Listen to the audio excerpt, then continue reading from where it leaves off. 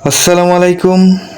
আপনারা তো প্রথম পর্বে দেখেছিলেন একটা ভাঙা স্মৃতির দোকান, আর বহু বছর ধরে সেই দোকানটা আবারও খুলেছে।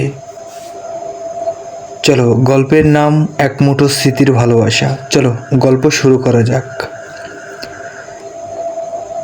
পরের দিন সকালে তার জীবনটা একবারে পাল্টে দিয়েছিল। শহরের বহু বছর ধরে, ওই তো বললাম, বন্ধ পড়েছিল দোকান। প্ল্যাটফর্মে কোনো ট্রেন নেই, কোনো যাত্রী নেই, শুধু এক টেনশন ভরা মুক্ত এক প্রশান্তে সরাসরি লোহার লাকার বক্কর বসে আছে। কাপা হাতে ছোট চাবিটা তালার ঢোকাতেই ক্লিক করে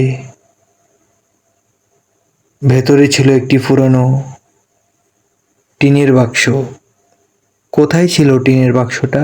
টিনের বাক্সটা ছিল ভাঙাচোরা সেই দোকানের মধ্যে।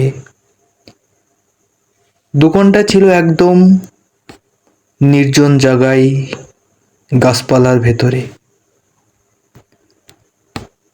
বাক্সটার ভেতরে এরকম একটা চিঠি লেখা ছিল: বক্কর, যদি তুমি এটা পড়ো তাহলে বুঝবা তোমার স্মৃতি ফিরতে শুরু করেছে।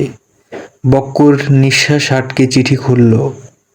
বক্কর একদম চুপ হয়ে, যদি আজ তুমি আমাকে মনে করতে না পুরো, তাতে তোমার কোনো দোষ নেই, কারণ তোমাকে ভুলে যেতে আমার এক বিন্দু টাইম লাগবে না।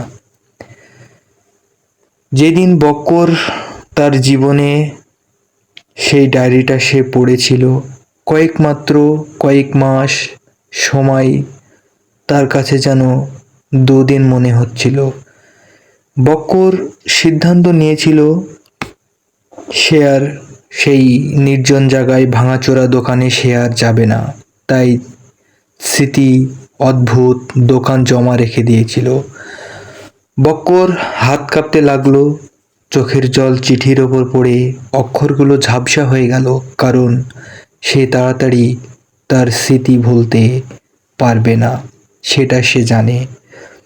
কিছুক্ষণ শব্দর পর ভেসে এলো নিহারিকার কণ্ঠ। নিহারিকা মানে তার প্রেমিকা। জেনে রেখো বক্কর, তুমি কখনো না কখনো এই ডায়েরি তুমি পড়বে, কখনো না কখনো ভাঙাচোরা দোকানে তুমি যাবে স্মৃতি ভোলার জন্য। জায়গায় আছি সেখানে সবাই পৌঁছাতে পারে না। হঠাৎ বক্কর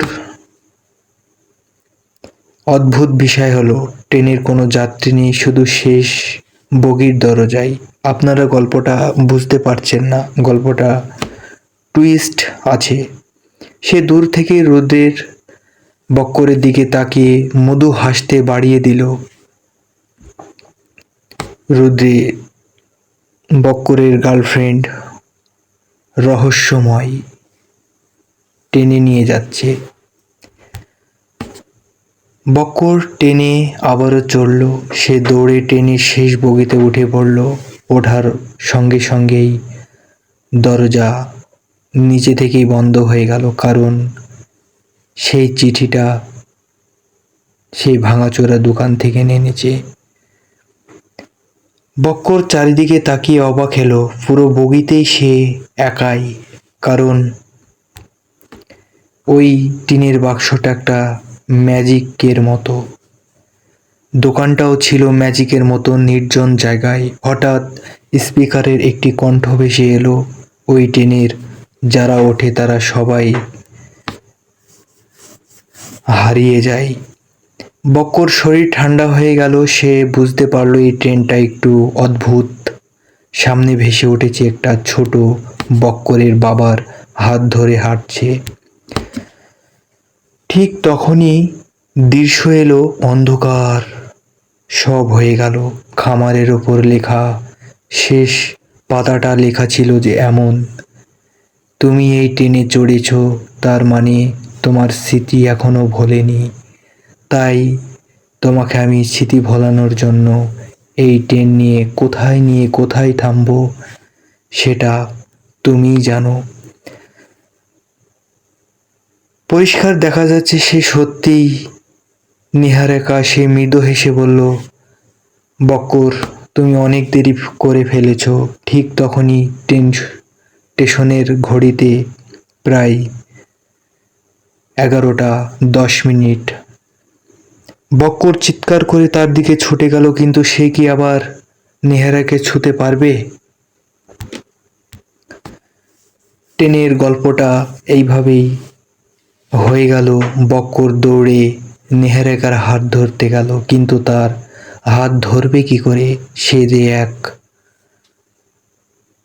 রহস্যময় মৃদু হেসে বলল, আমি তোমার স্মৃতির বাস্তব নিহারিকা নয়।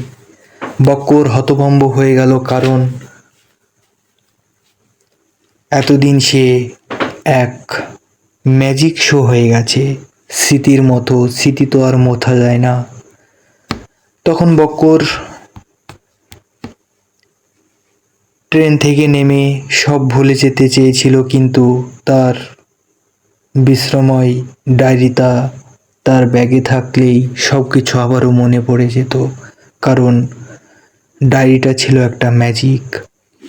প্রথম পথ সব স্মৃতি ফিরে পাবে, কিন্তু চিরস্থায়ী স্মৃতি খুঁজে পাবে না। সে কোথায় থেকে কোথায় থাকবে সে কিন্তু জানে না। ঠিক তখনই বক্কর হাতে ঘড়িটার কাঁটা ধীরে ধীরে থেমে গেল।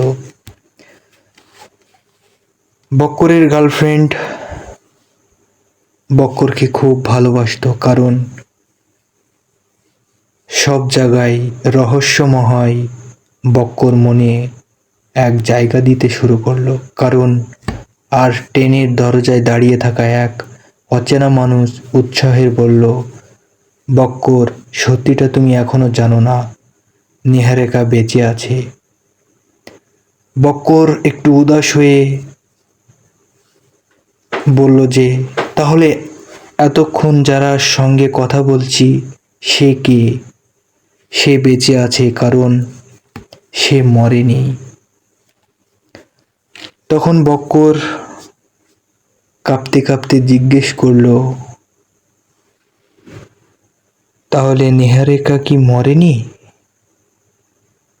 তখন বক্করের পাশে বসে থাকা ট্রেন যাত্রী বলল যে সে বেঁচে আছে। বক্কর ওকে জিজ্ঞেস করলো, তুমি কি করে জানো? তখন বলল, একই গ্রামে থাকি তাই আমরা জানি। আল্লাহ হাফেজ। পরের পার্ট জলদি আসছে।